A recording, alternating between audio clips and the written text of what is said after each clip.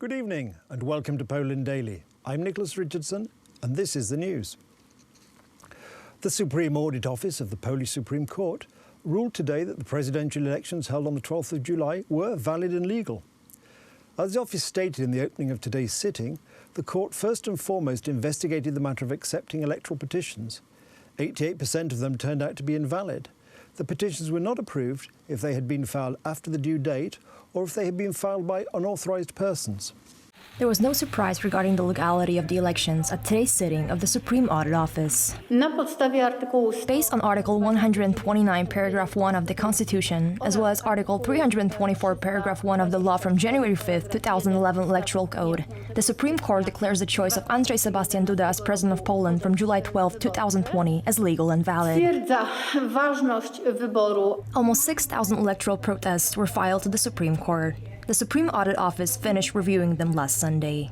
93 were described as valid in their entirety or partly, although they wouldn't affect the outcome of the elections. They were mainly concerned with postal voting, for example when the voting pack was sent to the wrong address. The world seems to be switching to postal voting. We receive information from other countries that they implemented such systems as well. In light of the coronavirus pandemic, the Polish solution to let the voters decide if they want to vote via post or personally may be the most reasonable one. Other countries will probably follow, although there are still debates on the subject, for example in the United States. The Supreme Court also dismissed the electoral protest filed by the candidate who lost to President Duda, Rafał Trzaskowski from the Civic Platform Party. The Supreme Audit Office only reviews protests regarding the process of holding elections, counting votes, and announcing the outcome of the elections, so protests like the one filed by candidate Rafał Trzaskowski regarding the electoral campaign are invalid. There were other ways to protest the electoral campaign, but they should have been used during the campaign, not after. The National Assembly will take place on August 6th, during which President Andrzej Duda will be sworn in for the second term of office. Changes in the regulations regarding the coronavirus epidemic in Poland are underway. Starting this week, new rules will include police checks in shops and the registration of weddings. Health Minister Łukasz Szumowski spoke about the new rules on Polish radio. Government spokesman Piotr Muller said more on TVN24, revealing that a package of legislative changes was being prepared to allow for region-specific coronavirus restrictions on many levels. This will depend on us, all of us. This will depend on how well we stick to the rules, if we wear a face mask or a face shield entering the store. And here we don't have anything as an excuse for medical reasons, because if someone cannot use a medical mask, then that person should use a face visor. This week, we are going to start inspections in the stores by either police or health department inspectors in order to check whether the shoppers and the personnel are obeying the rules. I think now, the main concern is with epidemic centers and production facilities and at some weddings. We will be changing the law in this area by introducing a requirement to register all wedding party guests and all workers involved in order to deal with the case of the coronavirus being discovered afterwards. We need to take the epidemic more seriously and avoid situations that, for example, if the wedding party limit at present is 150 guests, we witness gatherings of 300 or even 400 people. We have serious proven reports that virus infections occurred during wedding parties, and I appeal to people to obey the rules and follow common sense.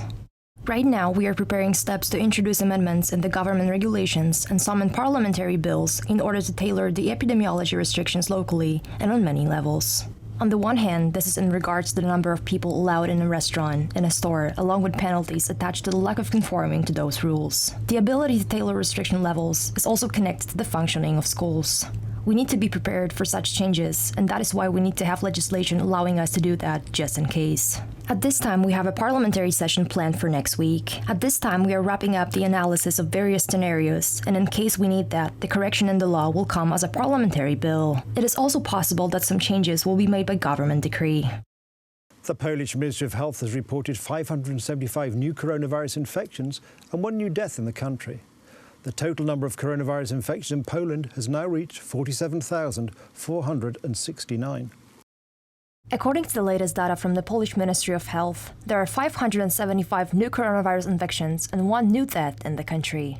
The total number of coronavirus infections in Poland has now reached 47,469. 34,881 people have recovered from the infection. In an interview for the Sieci Weekly, Polish Prime Minister Mateusz Morawiecki said that the purpose of the planned government reconstruction is to accelerate government activities, to make the decision-making process easier and to increase the effectiveness of the government, according to the less is more concept. Morawiecki added that if the changes are not made, if the government doesn't move forward, electoral victory in 2023 will be very hard to achieve. He said it may be impossible to achieve if the necessary changes are not introduced.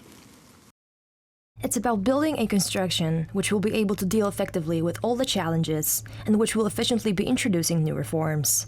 Today, we see many inefficiencies in local government, but also in our government, let's be honest. If we don't make any changes, if we don't move forward, the victory in 2023 will be very hard to achieve. It may be even impossible to achieve if we don't introduce the necessary changes. The purpose of the planned reconstruction is to accelerate our activities, to make the decision-making process easier, and to increase the effectiveness of the government according to the less is more concept. If we have many ministries and agencies, then on the one hand there is a chance for specialization, but on the other hand every side entrench themselves, the procedures are extended, and unnecessary discussions are held. I want to emphasize that the final shape of the government after the changes is not yet forgone. According to Peter Seewald, a biographer of Benedict XVI, the health of the retired Pope has deteriorated. The 93-year-old former Pope Benedict XVI is suffering from erysipelas of the face, a virus that causes a facial rash and episodes of severe pain. That's the news. Thank you for watching. Stay with us for the weather, join me on Poland Daily Business, and stay with us for yet more programmes. But from the news, it's have a good night and a better tomorrow.